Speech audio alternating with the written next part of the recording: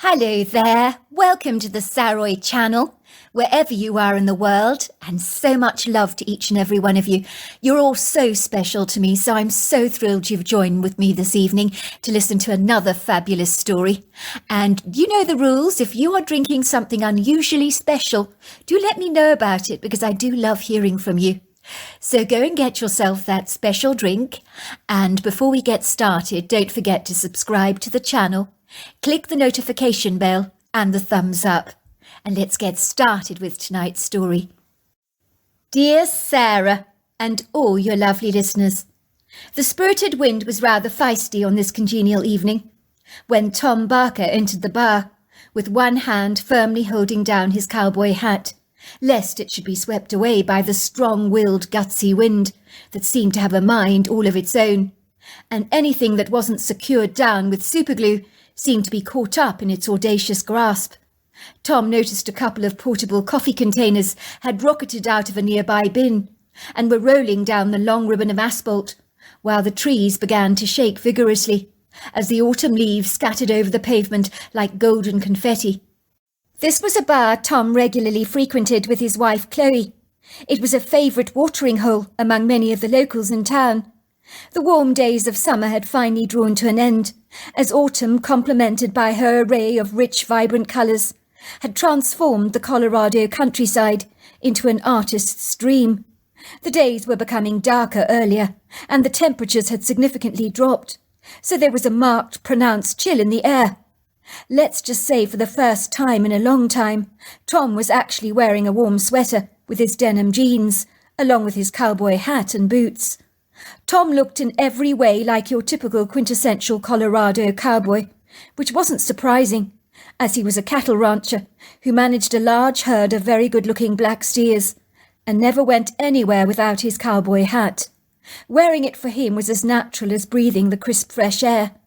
Sometimes he confessed to feeling naked if he wasn't wearing it.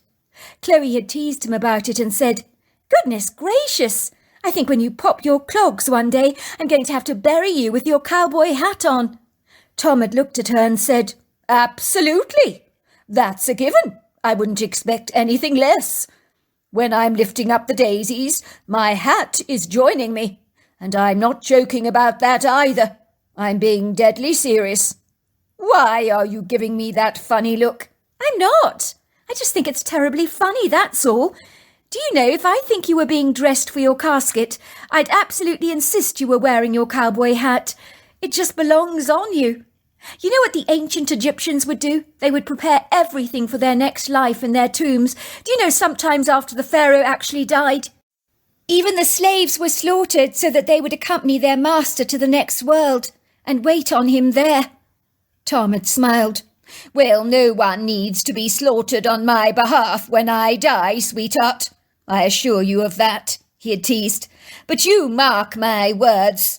My cowboy hat is definitely coming with me, and so I'm sure it'll take a serious slaughtering being buried under all those mounds of soil. But like me, it'll have a jolly good innings. What can I say?" "So you don't want to be cremated then when you die? My father says it's so much better to be cremated. It's much neater that way. Not so much fuss, you know." Tom made a disapproving face. "Well, your father would say that, wouldn't he? He's a city fellow. Don't forget I'm a rancher, Chloe. I love the earth. It's the most natural thing for a rancher to want their bones to be buried underneath the soil, like the old traditional ways of the past. Besides, if I have a tombstone, you'll have to come and visit me to drop off some flowers, won't you? And bend my ear, because I promise you one thing, sweetheart. Beyond this life, I will have something to say. You can bet on it." "Don't I know it? You always have something to say," says his wife coquettishly, giving him a naughty wink. Let's just say when Tom did eventually remove his hat from his head, after the sweat and grime from an arduous day working outside, it would make his curly blonde hair straighten significantly and stick to his face. It was only when the day had drawn to a close and he was sitting down on his wraparound porch with his wife Chloe, drinking a cold glass of Cabernet Sauvignon, that he'd give his hat some much-needed time off. He and Chloe would sip their wine watching the beguiling sunset over the horizon. The sunsets in this part of the world are magnificently beautiful, and the best thing about them is that they're never ever the same. Sometimes the sky would be dappled with salmon pinks. Other times it would wear pink, tangerine, yellow or orange stains, like a brand new outfit of clothes. It was almost like the sky herself was rather reluctant and hesitant of ever being seen wearing the same outfit twice in a row. After all, she had her standards to maintain. The Barker farmhouse boasted the kind of views that most people would surely envy. There were the towering mountains that would commandeer your attention, demanding to be noticed, for they were spectacular. Their statuesque pyramid-like tips were often bountifully sprinkled with a plethora of glistening white snow. Then there were the lower valleys of billowing viridescent hills, dotted with ubiquitous tall magisterial trees, sculptural-looking rocky outcrops, meandering silvery lakes, and vibrant alpine meadows strewn with wild flowers that were so arrestingly pretty that you might be forgiven for thinking that you had literally died and gone to heaven. The summers past had been unpleasantly hot, so the autumn was always welcomed by many of the locals, but the winters would likely be snowy and very cold. But Tom, he loved it all. He adored the changing of the seasons. It was almost like having your house refurbished, with brand new exterior decor every few months, as the landscape changed to adapt to the new season that it gladly welcomed. Tom's wife Chloe loved the way her ruggedly handsome husband always smelt after spending a day outdoors, when he'd come inside smelling of horse, dirt, leather and tack. She loved the hard calluses at the back of his fingers, the dirt under his fingernails, the weathered skin on his hands, as it made him all man in her opinion, and she liked that very much. You would think that the couple who came from two different worlds would be like two passing ships in the night that had nothing in common, as even on paper you would never put these two together. Tom knew that there was no way that a dating agency would ever have considered the two remotely compatible, but they couldn't have been more wrong about that. Chloe had fallen madly in love with country life, confessing that she could never go back to live in a city. Of course, Chloe still loved the Big Apple. Most of her family lived there, and the wistful nostalgic memories of her childhood all came from her life spent there. But for some reason Chloe felt she rarely belonged in Colorado, and it seemed that she had thrived here. Her skin now always wore that healthy rosy glow. Her long dark hair had taken on a glossy hue, and her blue eyes always sparkled with health. Chloe was not your typical outdoorsy type of woman, but she adored the natural world, and taking her golden retriever Finley for many walks in the countryside, and applying her skills as a domestic goddess in the kitchen. And boy, could Chloe cook. Let's just say, what rancher doesn't appreciate some seriously good tucker after spending a day out in the fresh air, riding horses, tending to his steers, and managing the general affairs of the ranch? Chloe and Tom were thinking of starting a family, but they weren't in a desperate hurry. There was plenty of time to embrace becoming parents in the near future. As Tom parks his silver Jeep Wrangler outside the bar in town, the bar looks bright and cheery against the velvety blackness of the night. It's very well lit up. On this evening he has come here on his own, without his wife, to meet up with a good friend of his, Elvin, that claims he's in a spot of trouble. Tom is one of those people that would give you the shirt off his back if it would help you. He'd drop anything to lend a hand or rescue anyone in trouble. Suffice to say his friendship with Elvin McClare goes back many years. They've been inseparable as kids, living on neighbouring ranches. Elvin's parents still live in the ranch next door to his, while Elvin and his wife live on a cottage on the property, helping in the running of his father's ranch. Tom's parents gave up ranching after his father was diagnosed with lung cancer. The doctor had warned him that he had to go cold turkey on the cigarettes he was smoking, or they would surely kill him. One day his father had begged his wife to lock him up in the bedroom for an entire week with enough food and drinks to keep him going, so he was forced to abandon the habit of smoking. And against all odds it had actually worked, although there were some scratches on the inside door, from moments when the cravings had been insatiable, as he'd been desperate to get out of his room, as he was shaking from withdrawal. but his wife had kept true to her promise and had kept him locked up, until the cravings to smoke cigarettes had relinquished their all-consuming hold on him. Since then his father had not smoked a single cigarette, but if he smelt a faint scent of someone else's tobacco, he could feel the old wistful nostalgic longings coming back. Suffice to say, his father and mother had taken up early retirement and now lived happily in the coast in Florida, while his father had handed over his ranch to his son, as his other brother George had no interest in becoming a rancher and was embroiled in the world of investment banking.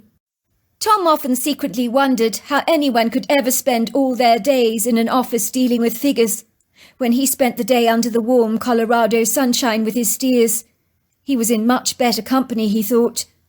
"Something's wrong with Elvin McClare," he says to his wife.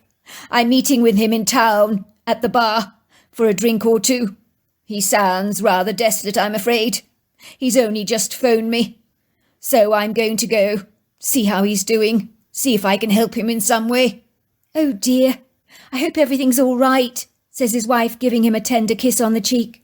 "I won't wait up for you, I'm afraid. I'm going to have an early night. I'm exhausted. Give Elvin my love, won't you?" "Will do so," said her husband. On this night, Tom climbs out of his truck. Despite the breezy wind, the congenial night seems to hug him. The ambience of the bar is as usual warm and cheery, as friendly locals are clicking their glasses together in happy celebration. Ice can be heard tinkling in glasses, laughter tumbles around the bar from every corner, and the chatter of voices engaged in trivial conversation infuses the atmosphere of the bar. It was always like this on a Friday evening, when people were about to enjoy the weekend, where they could put any thoughts about the laborious weekly jobs on the back burner and finally let their hair down for once. Some would leave having got slightly intoxicated by too much drink. It would seem that most nights of the week the bar in town was a good place to hang out, especially if you'd had a tough day at work or you fancied a bite to eat. The food on the menu was incredible, with southern classics that did not disappoint, and delicious smells wafted around the bar, from melted cheese, garlic, sizzling steaks, and the fragrant smell of cinnamon and apple, as the bar made a mean apple pie. So let's just say stomachs that weren't hungry almost certainly became titillated, and flagging appetites were revived and restored to full vigour. The back of the bar boasted one large, very comfortable built-in red leather upholstered chair that extended across the whole back wall, with accompanying oak tables. On the gleaming wooden floors were high wooden tables with wooden bar stools swathed in red leather. The ceiling boasted wrought iron candelabras. There were classical wooden arches, columns and pediments that embraced the high ceilings, as well as interesting contemporary artwork, elegantly displayed against wooden panelled walls in flamboyant colours. It had an opulently elegant look about it. The bar always hired a singer to entertain the crowd on Friday and Saturday nights, as a matter of routine. The young blonde girl with her full 80s look of fluffed-out blonde hair that fell down to her collarbone had blue eyes and cute little dimples on either sides of her cheeks, and a rather endearing heart-shaped face. She was wearing a pale tan cowboy hat, a pair of faded blue-cut denim jeans, a sturdy leather belt, and a pale tan Wrangler cotton shirt. She was singing country and western music songs by Reva McEntire and Leanne Womack. She was strumming her fingers to the rhythm of her guitar, smiling happily as she sang brightly. Her singing voice was quite pleasing, although it was somewhat overtaken by the noise of the people that almost drowned out all her songs by their garrulous chatter. But she plodded away unfazed about her songs being somewhat swallowed by the busy activity around the bar. No one was really paying any attention to her, until much later, of course, when she did come under greater scrutiny by some rather intoxicated lager louts who appreciated the blonde 23-year-old woman rather too much for comfort, you could say. The heartbeat of the bar was electric, with a bright, ebullient enthusiasm that was almost certainly infectious. At least it was a happy vibe in here tonight, thought Tom, sinking into one of the upholstered seats behind an oakwood table in the far corner of the bar to wait for his friend. Several locals who knew him had acknowledged him briefly with a friendly nod, lifting up a glass to him as if to toast him, and he in turn gave them a congenial nod.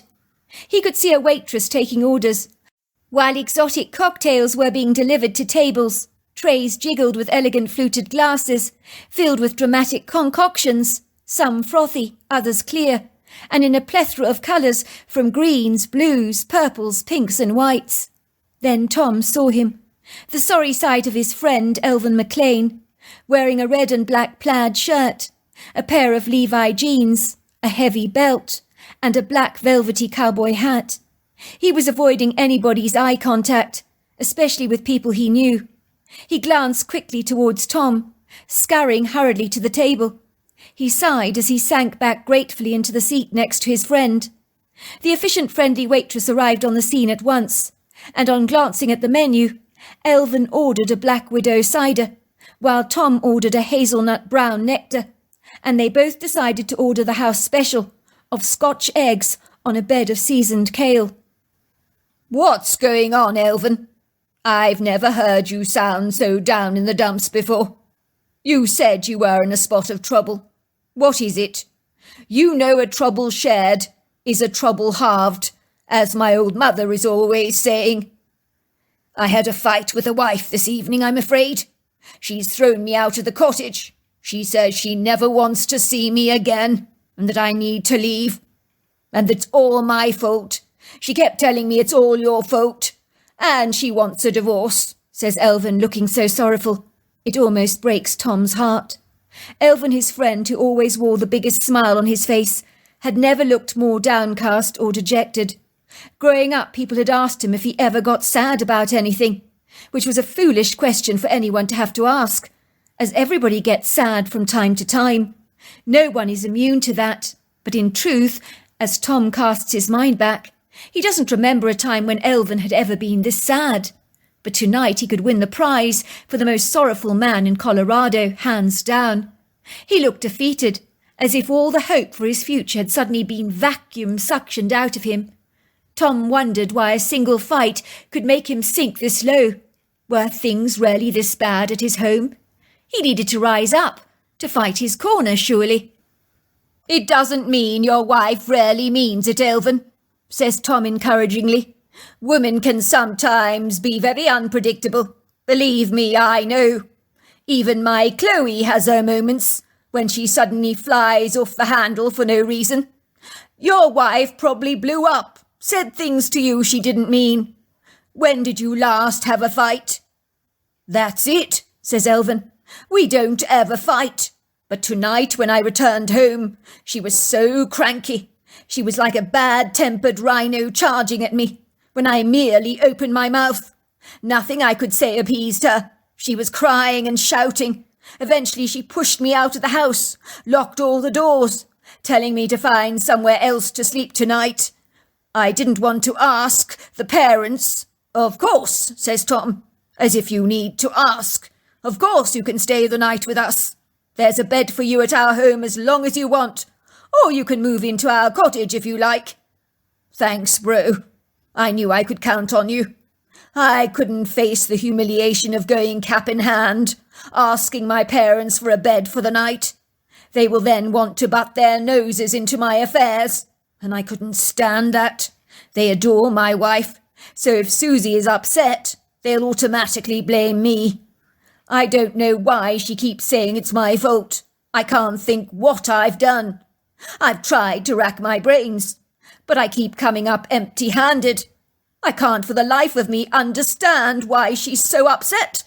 Otherwise, I would try to fix the problem, but she won't even tell me what it is." Tom considers this for a moment. "You haven't forgotten any important dates, have you? An anniversary? A birthday, perhaps?" asks Tom. "Women can become incredibly fractious and crotchety about special dates, you know." "No, I haven't forgotten any important dates." "Well, that's a good start. Look, Elvin, tell me to mind my own business, but you're no pushover when it comes to minding your steers. You're a remarkable rancher. You should be the same with your wife, a remarkable husband. So in the morning, buy her some fresh flowers, some chocolates and champagne. Take her somewhere for dinner in the evening, somewhere special. Tell her how much she means to you, and then find out why the hell she's so upset. You need to fight for her, Elvin. You hear me? Your wife's a very good woman. She's made of good solid stock. You don't want to lose her. You're right, says Elvin. That's exactly what I will do. I will spoil her, tell her how much she means to me, and fight for her, says Tom, finishing the sentence for his friend. You fight for her. You never ever give up. You're a man. That's what we men do. We don't roll over and die. We fight until our very last breath. No one ever got anything in life without a fight. That's what we men are, right through to our DNA. We're the hunters, the survivors, the champions. If you want something badly enough, you'll stop at nothing to get it. You love your wife, so that's what you do, bro. And as far as divorce is concerned, that's not going to happen. It's not an option. You put your foot down. You point blank refuse. There is no trouble so bad that it can't be resolved. You can turn this around, bro. I know you can. At that moment, Tom looked up to see that there was a raucous altercation going on in the bar, as two local men were getting caught up in a drunken brawl. Their raised, inflamed voices conquered every other voice into submission. The bar quite suddenly became hushed, as inquisitive eyes were focused on the commotion, with a curious intrigue, as the whisper of unexpected entertainment seemed to excite the customers. Tom immediately ran over to see what was going on. He always looked at any opportunity when he could be of a help. He recognised one of the locals, a man called Philip Senderwood, was threatening to punch Freddie Wallace. He was oscillating his fists angrily in the air. The trouble was, when Philip Senderwood became inebriated and 3 sheets to the wind, he had absolutely no memory of his drunken behaviour the following day. But when he was smashed, he could be seriously scary, and tonight was no exception to that rule. His pie-eye face had gone the colour of a bright fuchsia. His pugnacious brown eyes were rolling in the back of his sockets. He was drinking back the craft beer, as if it was Coca-Cola, leering at Freddie Wallace, as if he was the devil himself. By all accounts, Freddie was quite an unassuming man, but it seemed an excess of alcohol had washed away his inhibitions in a high tide of overindulgence. So a more confident, assertive character made his presence known. It was a side of Freddie that not many of the locals had ever seen before, but let's just say he was the perfect fire starter to set Philip Senderwood into a heated, steamy rage, as he seemed to know exactly what buttons to push to madden his opponent all the more. I told you not to touch her. She's mine, he says to Philip. She doesn't like you. I saw you looking at her. She's not interested in you, bro. Look at you. You got a red face and piggy eyes. She's not interested in you. You got a red face. What is all this about? Asked Tom, asking the crowd of people gathering around to watch the altercation, with the bloodthirsty greed of a hungry, insatiable pack of hounds. It's so crazy! Both think the singer fancies them, chirruped one of the female bystanders, chuckling under her breath. She's not interested in either of them, but they seem to think she is. It's nonsensical. Both men have conveniently forgotten that they're married. It's their wives I feel sorry for. They're making a sorry spectacle of themselves tonight. Philip fights back indignantly. She's not interested in you, 'cause you're so dopey. You're pathetic. No woman would ever like you. I mean, look at you. She's interested in me, not you, says Philip, chuckling, trying to find some stingy words, but in his drunken intoxication, his vocabulary has somehow abandoned him. You're a moron, a moron. You're a moron. You look like a loser, a real loser.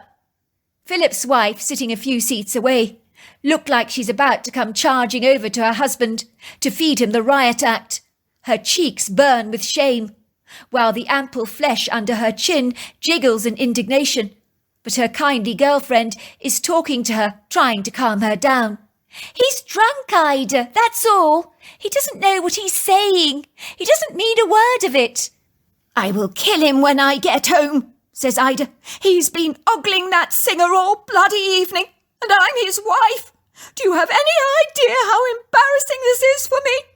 I want the ground to swallow me up whole." "I know, Ida, but it's not your fault. It's the drink speaking, you know it is. In the cold light of day, I'm quite sure your Philip wouldn't even give that pretty singer a fleeting glance. Never! You're the apple of his eye." Philip's wife seems soothed by the kindly woman's reassuring words, but it certainly didn't stop her giving her husband dagger looks. She clearly was desiring to kill him. The crowd watches curiously as Freddie's wife tries to pull her husband away from the drunken proceedings and away from Philip. "Would you please stop this fight right now, sweetheart? You're embarrassing yourself, can't you see that? Everybody's staring at you." "Who are you, big fat cow?"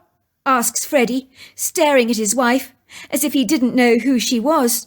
"Can you not see I'm talking to this man?"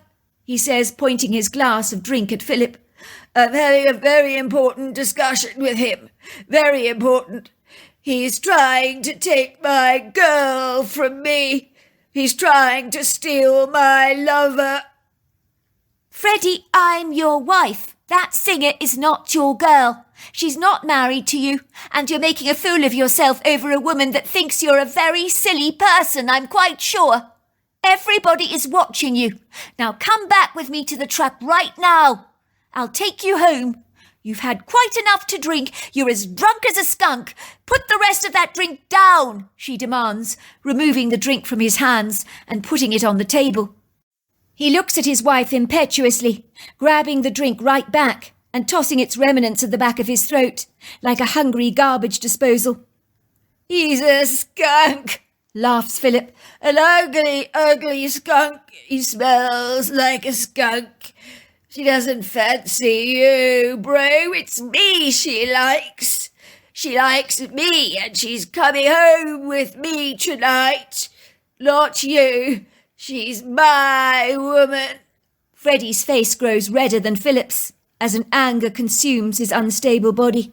He thrashes out his arms clumsily, accidentally almost punching a bystander with his useless aims, as people hurriedly step away, realizing that this fight is seriously getting out of hand. In a trice, the two wobbly, unsteady men, who can barely stand up straight without losing their balance, start aimlessly punching each other. It is Tom who successfully breaks up the drunken brawl by interceding, but it seems Philip has just succeeded in acquiring a bloody nose for himself.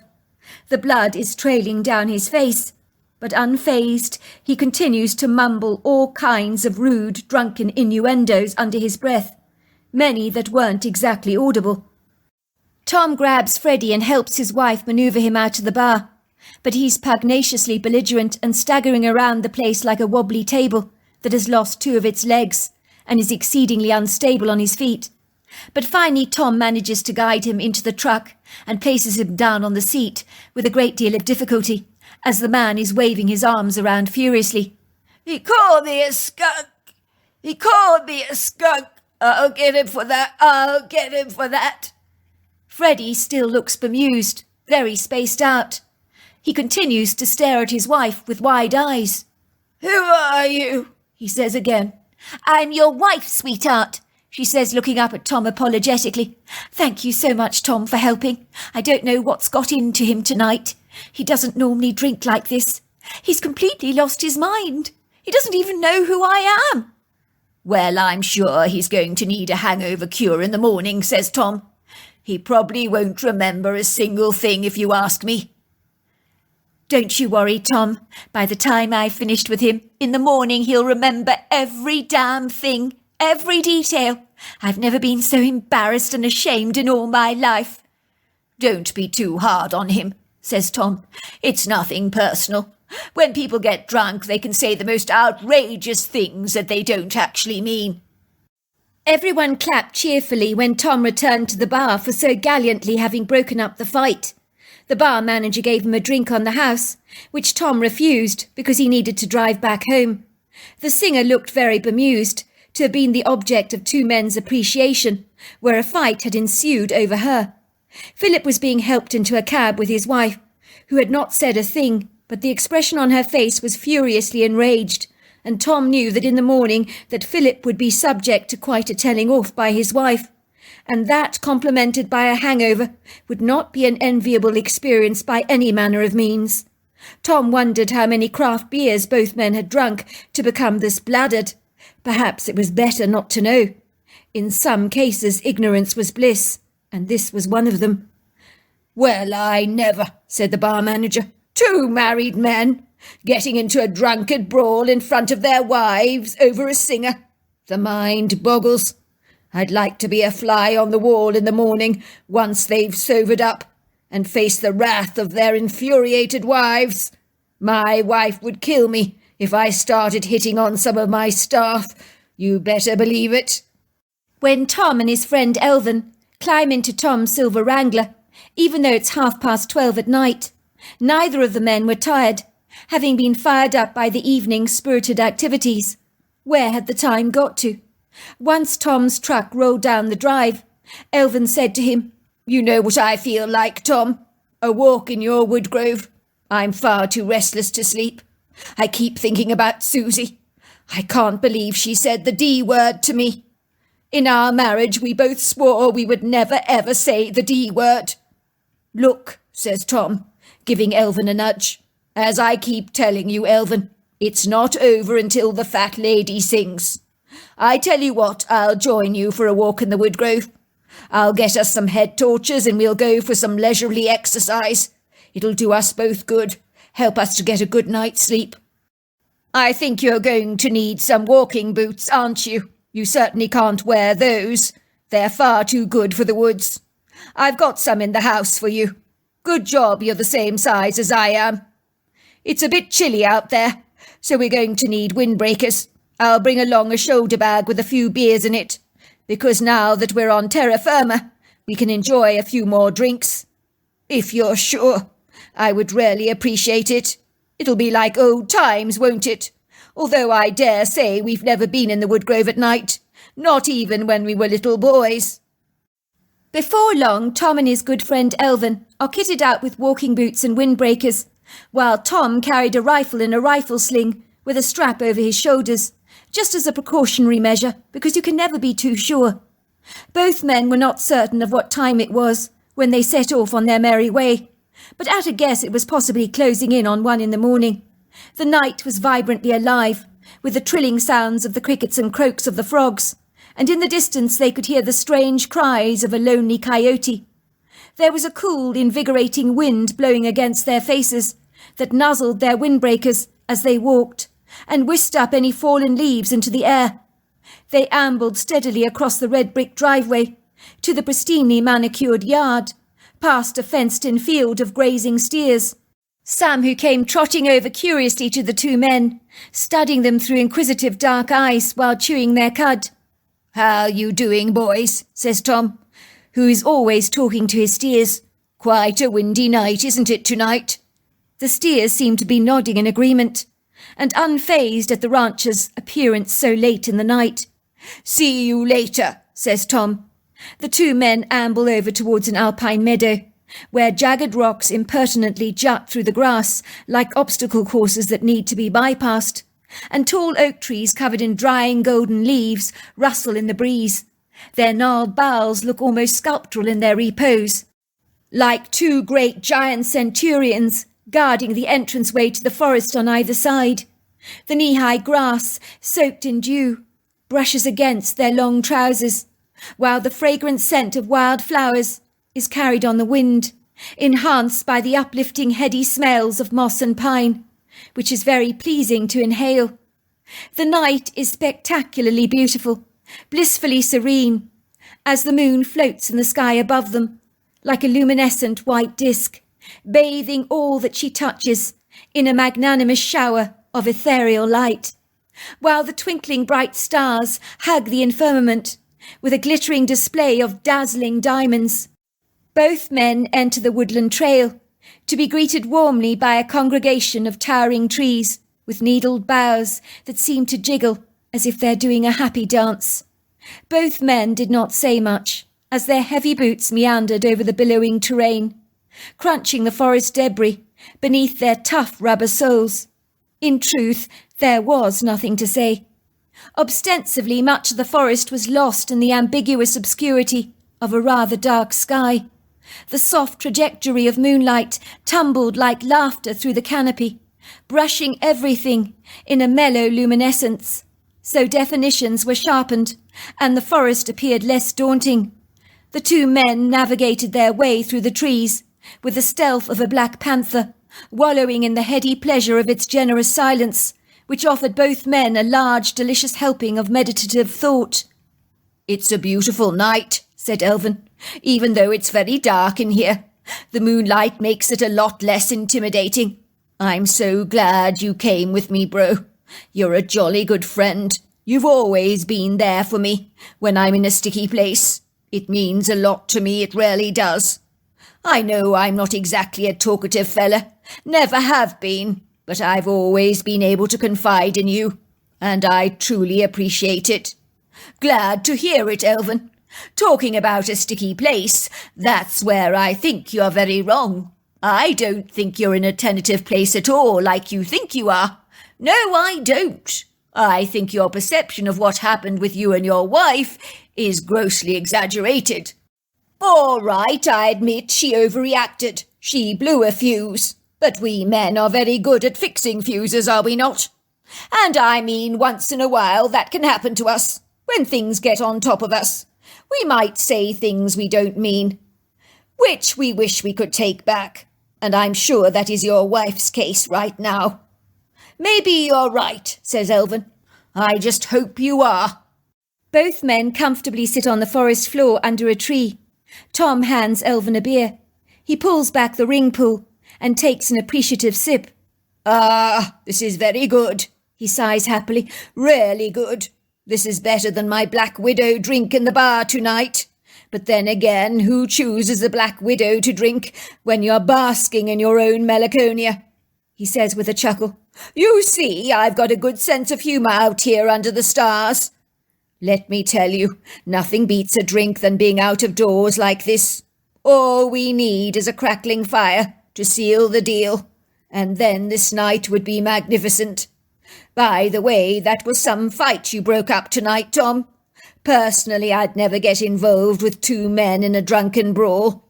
They could end up turning on you. You're braver than most.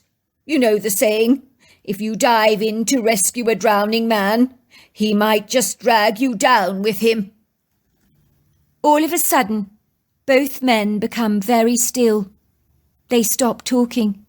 It was almost as if the trees of the woodgrove are whispering to them directly, telling them to keep quiet. It's as if they've acknowledged their silent whispers. Even the crickets and frogs have become mute.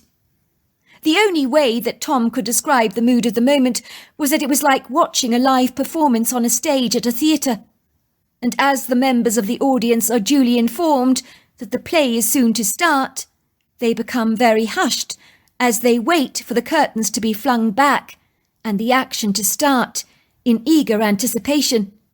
It was really strange, but both Tom and Elvin waited with bated breath for something to happen. They could feel the energy building up in the woodgrove, like a song suddenly reaching a very high note. And then it happened. At first it started with the sound of a loud roar that was so ominous that it seemed as if a large African male lion was walking in their midst, and both men found themselves shaking involuntarily, instinctively switching off the lights of their torches, while Tom positioned his rifle at the ready. They can hear snarls and grunts, and it's so threatening that both men would like nothing better than to bolt out of the woodgrove as fast as they possibly can. But if they did that, they might draw the predator's attention to them, although there is a distinct possibility that even hiding in the shadows, the predator might see them or smell them. They can hear the growling persisting, and then they hear movements in the underbrush, Branches snapping, twigs breaking, foliage rustling, and then two ambiguous creatures come into view. The soft veil of moonlight spares no mercy, as the two horrified men realise that they're staring at two Bigfoot, involved in a serious brawl, and they make the fight in the little bar in town seem like a silly pushover.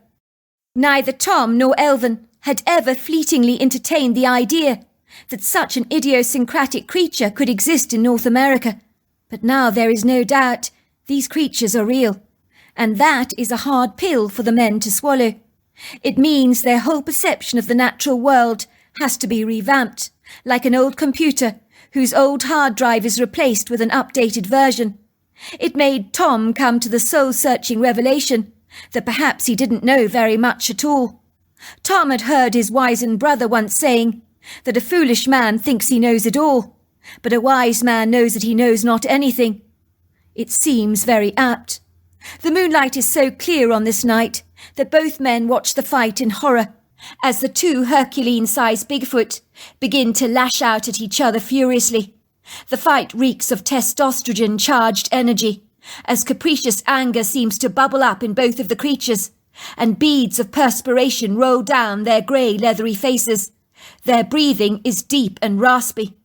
One of the Bigfoots is about 9 foot tall, towering over his opponent, who is a foot shorter than him. But both of them are like powerful redwood trees with extraordinary robust proportions that literally ooze muscle and brawn. Tom is bewildered by how human they look, especially the taller one. The shorter one has more primate-like features. Tom could not think of anything worse than being caught up in an altercation with a creature like this, as you could so easily end up dead. The Bigfoots are remarkably human, so them fighting like this is very unsettling and disturbing for Tom. Is this really necessary? He thinks to himself. And much like the bar fight in town, he'd like nothing better than to break up this dispute. The Bigfoots are glaring at each other through blazing yellow eyes, their mouths pulled back to expose their human-like teeth as they snarl, hiss, grunt and roar intermittently. The shorter Bigfoot begins to butt his head like a billy goat, launching towards the larger Bigfoot, pounding his head against the critter's chest. The other Bigfoot responds in kind by throttling the smaller Bigfoot with his powerful leg, which he kicks up in the air. Very soon the Bigfoots are at each other's throats like two dogs that are fighting each other aggressively. All the men can hear are the continuous growls. This is just too much for Tom. He just can't take it a moment longer. If these Bigfoots carry on this way, one of them will surely be dead. The larger of the Bigfoots has finally got the upper hand. He is now straddling on top of the shorter Bigfoot that is screaming out in terror, almost as if he knows that the next blow might very well be his last.